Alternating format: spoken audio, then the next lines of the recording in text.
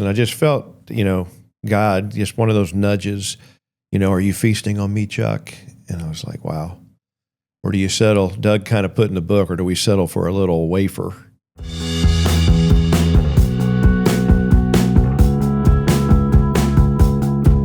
Well, hello, good morning, or good afternoon, or good evening. I won't say good night. Who was that? Truman Show. Good morning, good afternoon, good evening, good night. We'll just say hello. Welcome back to the Living the Lord's Prayer podcast. Part of what we did when we opened and launched the book in May is we did several podcasts. Thank you for your support, and many of you buying the book, passing it on. Those of you who have done reviews on Amazon. Those of you who have not yet done a review on Amazon, we still love you because I guess we teach that Jesus died for them too. So that's good. Yep. If you wanted to post a review. And we're doing this series of podcasts here. For people like me who don't know how to post a review. Yeah, well, yeah.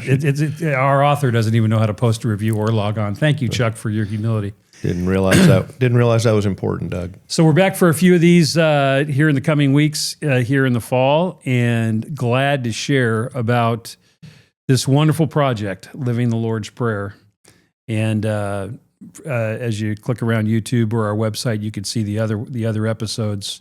But this has been a glorious project in a lot of ways, and for me, a chance to spend more time with my friend from the 80s, Chuck Scott. Played for the Rams in the 80s. Did you stay up for the game last night? I saw the end. I kind of had a rough night trying to get to Cincinnati. Yeah, we're coming to you live today, the day after the Rams.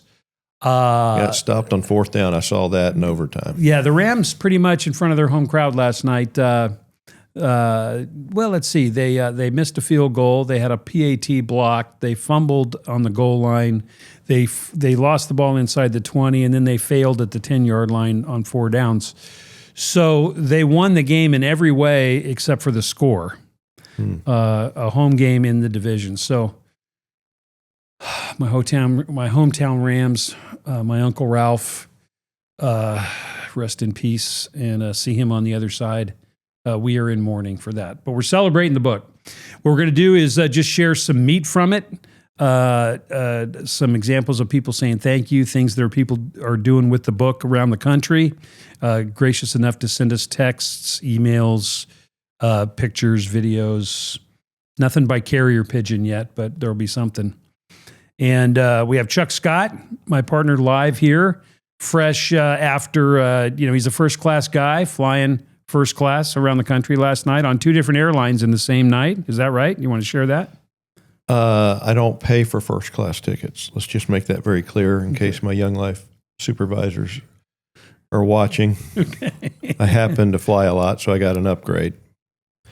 But I did have a canceled flight, which meant I could not get here. And then was able to jump on a different airline and work some. Doug's the genius of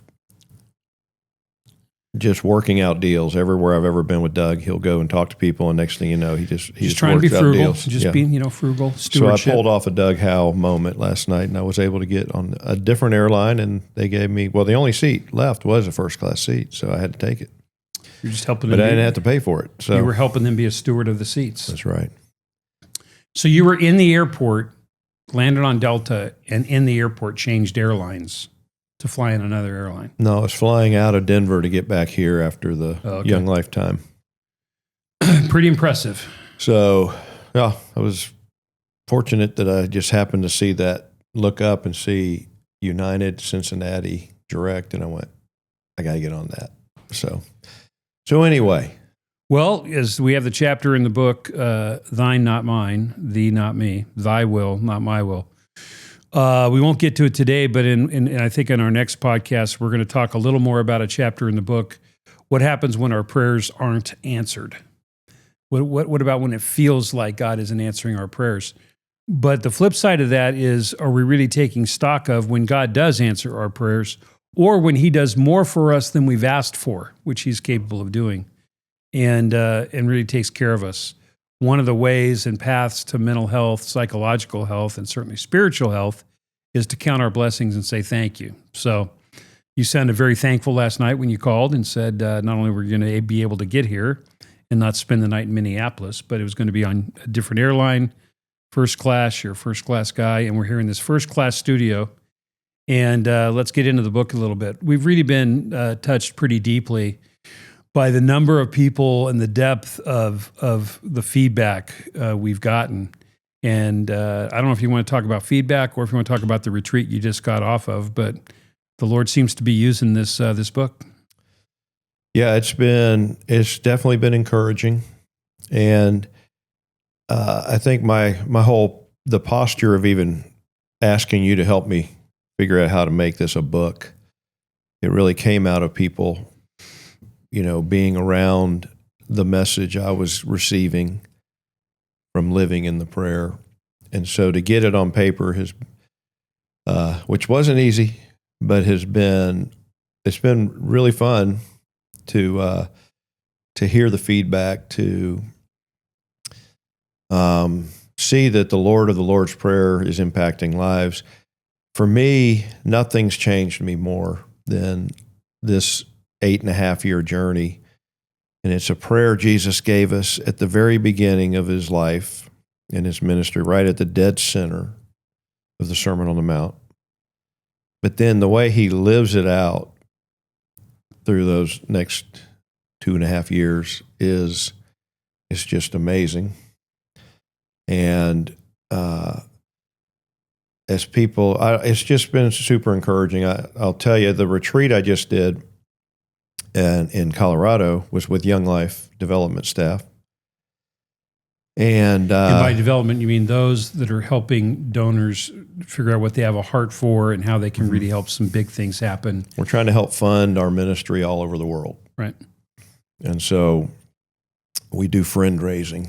Yeah. And you especially do. Yeah. So, but it's a lonely place because if you're in the field, you have all the field people. And if you're on a camp property staff, you have all those camp people. And if you're in development, it's you. Kind of you and your, whatever your kind of assignment might be. And so to get them together and encourage them kind of with community, Giddy Up, our chapter in the book, we talked through that.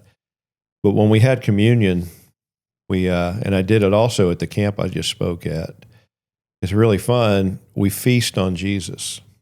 So Chuck's going to talk for a second about, there's a part of the book where we share a story and share a perspective relating communion to the feasts of the Old Testament and feasting on Jesus, and the great story of a young guy, a kid who really has an experience of wanting to feast on Christ. So if you've read the book, that's what he's referencing. And if you haven't, it's a great story, but go ahead. So Capo was my pastor's son, probably 6 years old, and I found him, chowing on the leftover communion loaf of bread. And again, I was saying, I hope that's not sacrilegious, but I took a picture and I said, he just loves feasting on Jesus. And I just felt, God, just one of those nudges, are you feasting on me, Chuck? And I was like, wow. Or do you settle, Doug kind of put in the book, or do we settle for a little wafer? And again, not to say how we take communion is right or wrong. Yeah, there might be some wafers out there that are offended by what you just said. And including my church. Yeah.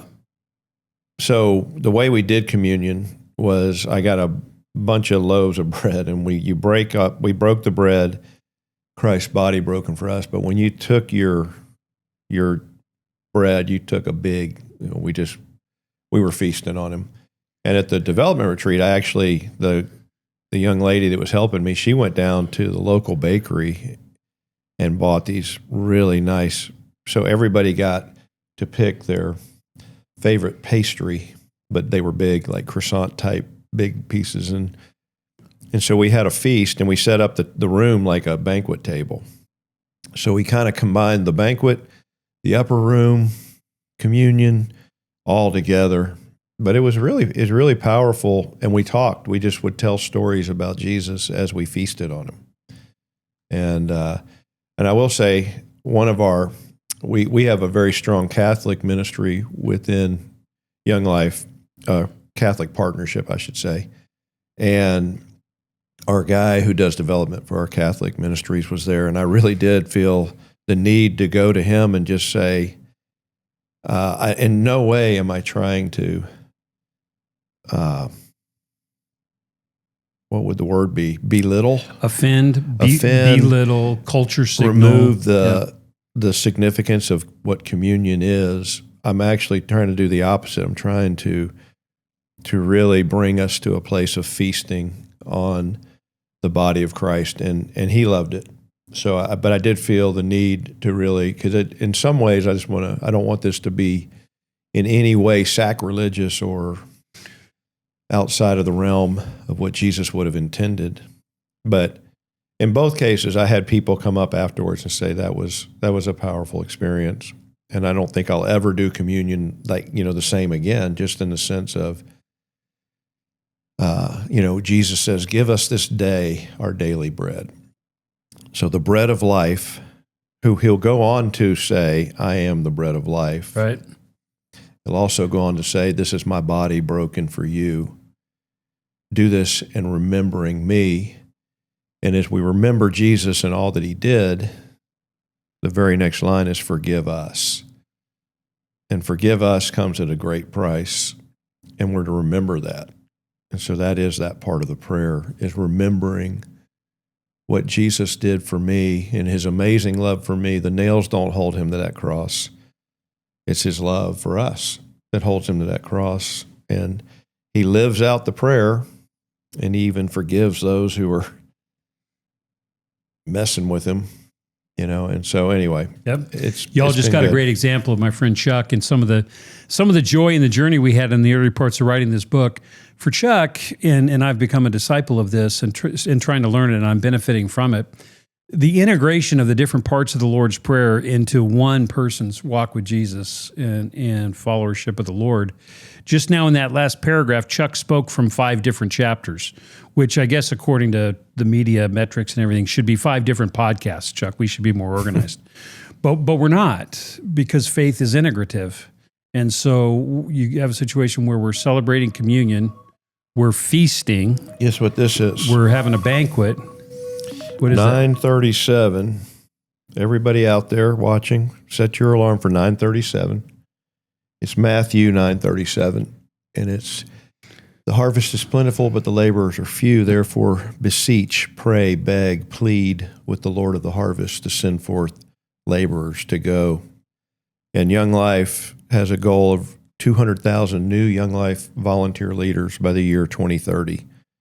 So at 9:37, clocks are going off, we're different people, different parts of the world. Right.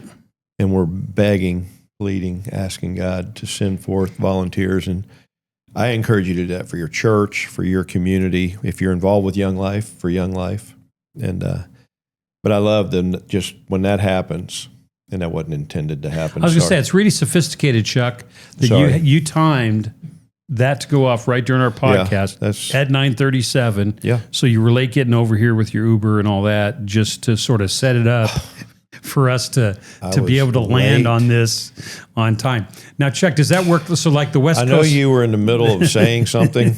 But the West Coast, now the West Coast people, so they'll pray at 9:37 their time? Yes. Okay. All right. So it's a 24-hour prayer chain type thing. Hong Kong and the people in Haiti and the people in Palestine, all over, everybody's got their clock set at 9:37. Yep.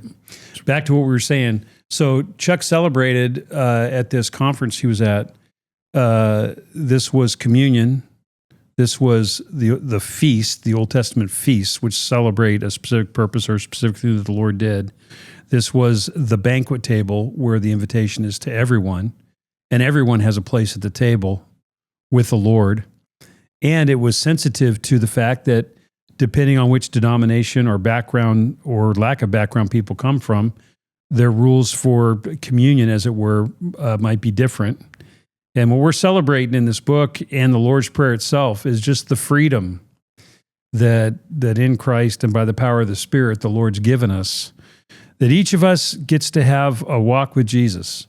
Colossians 1:27, Christ in you, the hope of glory. So as you're driving right now, or if you're watching, whether you're watching this as a clip or whether part of the full podcast, I hope that in your journey with Jesus, you're having a chance to feast on him, to commune with him and remember his death on the cross and his blood shed for us.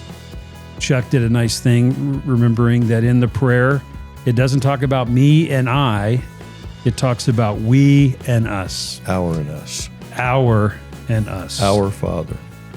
Thank you. Give us. Forgive us. See if we can edit that lead out, us. because I used a wrong word there and I don't want to look bad. Okay. So what do we call that? In post. We'll clean that up in post. Hey, everybody. Have a great, blessed day, and we'll see you next time. Thank you.